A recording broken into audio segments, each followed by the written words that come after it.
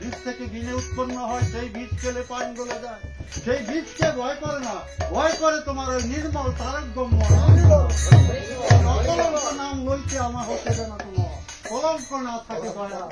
এমনি ভাবে লক্ষণ রাম নাম লয়, করিতে পারে না শক্তি লক্ষণের হৃদয়। স্বর্গ হতে চিন্তা করে স্বর্গের দেবগণ। আর যদি লক্ষণের বুকে মহা শক্তিশালী পতন না হয়, তাহলে বাল্মীকি রচিত রামায়ণ গ্রন্থ কেন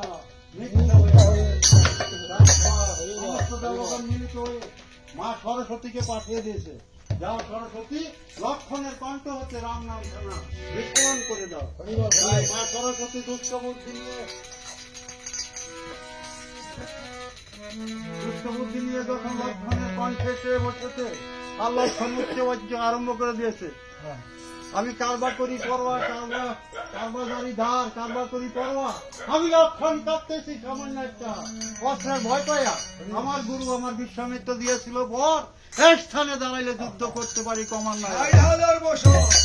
যখন লক্ষণ রাম নাম ছেড়ে মনটা অন্য দিয়ে গেল, সব জ্ঞান হারায় লক্ষণ যখন মনটা তমগরে পরিণত হলো, রাম নাম হারা হয়ে লক্ষণ যখন উচ্চ বাচ্চা আরম্ভ করেছে, এই সুযোগে মহাশক্তি ওরে বক্ষতে বেদিয়া বাম তখন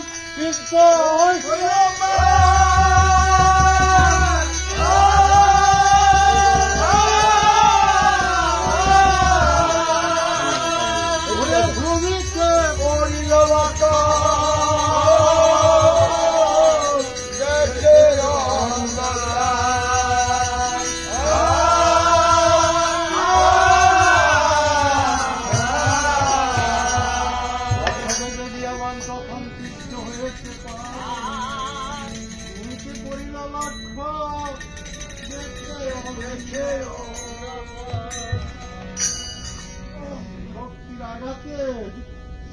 লক্ষণ ছটফট করিতেছে।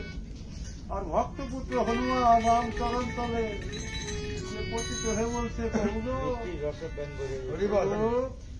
তুমি এখানে নিত্যন্ত মনে বসে আছো, দেখো তোরা ঠাকুর লক্ষণ আমার শক্তির আঘাতে ছটফট করিতে।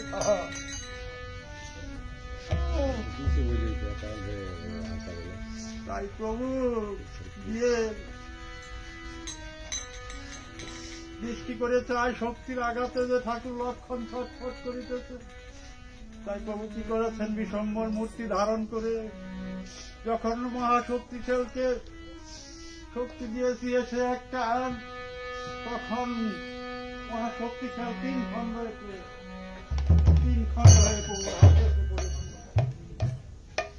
রামচন্দ্র বলছে, শক্তি রে তুই আমার লক্ষণকে এত বড় আঘাত করলি, তোর যেন নিচু কুলে জন্ম হয়।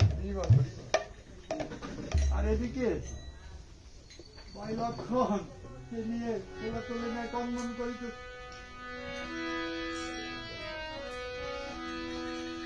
ওরে তোর জন্য পান কান্দের